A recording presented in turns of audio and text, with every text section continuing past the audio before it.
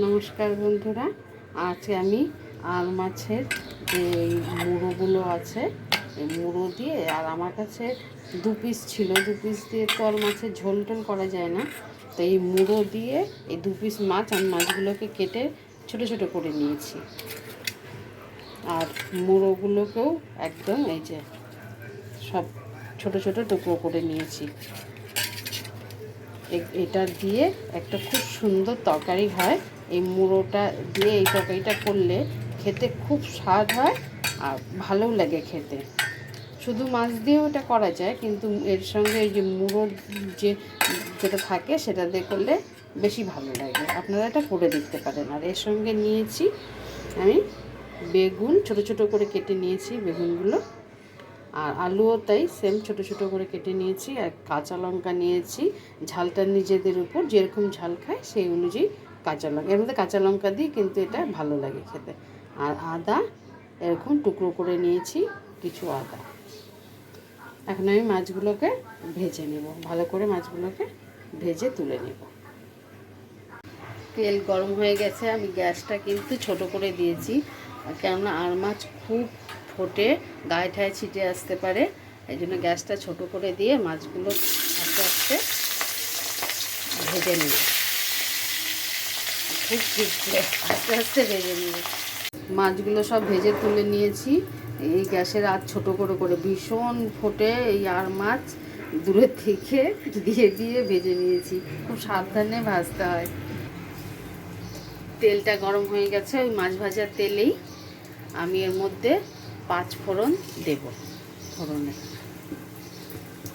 5 ফোড়ন দিয়ে আমি যে সবজি কেটে রেখেছিলাম, আলু, বেগুন, আদা আর কাঁচা লঙ্কা, এটা দিয়ে খুব ভালো করে এটা ভেজে নিতে হবে।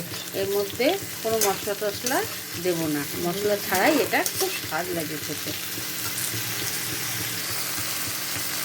এখানে আমি স্বাদ মতো লবণ দেব আর হলুদ দেব।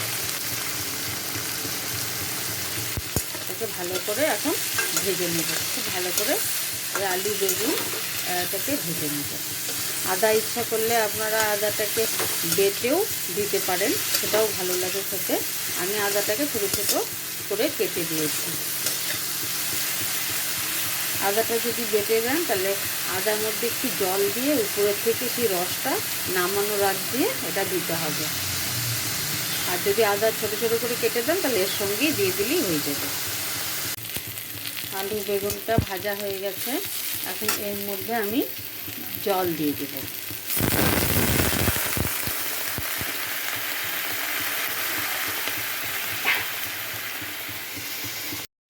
আমি জল দিয়ে দিয়েছি আন্দাজ মতো। এখন এর মধ্যে যে মাছটা ভেজে রেখেছিলাম এটা এর মধ্যে দিয়ে দিব। আর এই মুড়োগুলো যে আছে এগুলো যদি একটু পারি একটু ভেঙে দিব, তাহলে গোটা তরকারিটা মাছ মাছ হয়ে যাবে, খুব স্বাদ হয় খেতে, এটা ভালো লাগে। আর এটা কিন্তু মাখা মাখা হবে, ঝোল ঝোল হলে এটা খুব একটা ভালো লাগে না। এটা সম্পূর্ণ জলটা শুকিয়ে যাবে, একটু মাখা মাখা হবে, কাদা কাদা টাইপের, ওটা খেতে খুব ভালো লাগে। মানে আর মাছের এটা কাটা চচ্চড়ি বলতে পারে। এটা আমার হয়ে গেছে, এখন আমি এটা নামিয়ে নেব, গ্যাসটা অফ করে দেব। এরকম হবে, খুব টেস্টি এটা খেতে, এটা ভাত দিয়ে খেতে খুব ভালো লাগে।